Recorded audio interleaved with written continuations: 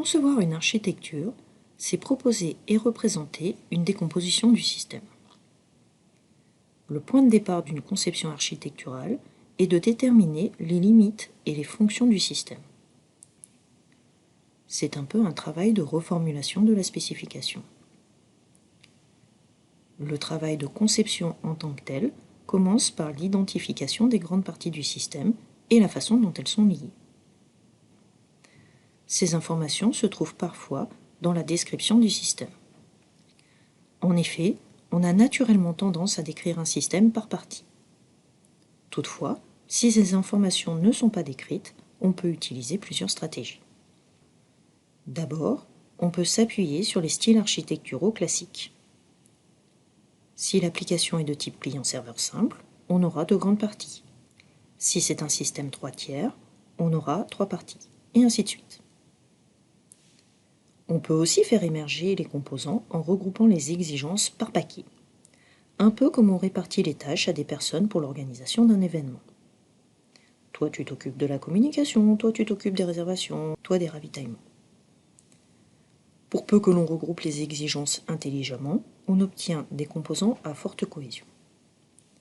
Dans tous les cas, il faut garder à l'esprit que le travail qui va suivre va s'appuyer sur le découpage choisi. Il faut donc être pragmatique et faciliter autant que possible la suite. Pour illustrer cette idée, considérons le tableau La Tentation de Saint-Antoine par Jérôme Bosch dans sa version Pulse, pour lequel on voudrait répartir le travail de réalisation.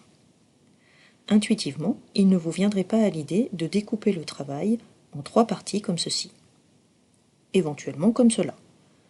Plus probablement, vous avez identifié 4 grandes parties qui ne sont pas celle-ci, ni celle-là, mais plutôt comme ceci.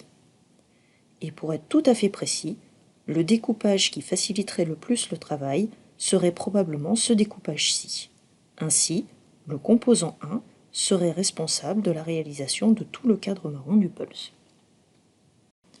Une fois les composants et les parties identifiés, il faut trouver les connexions entre chacun. À nouveau, on peut exploiter les styles architecturaux pour déterminer quelles parties sont connectées avec quelle autre.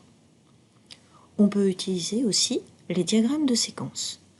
En effet, au travers de scénarios particuliers, on peut identifier quel composant doit communiquer avec tel autre pour échanger des informations.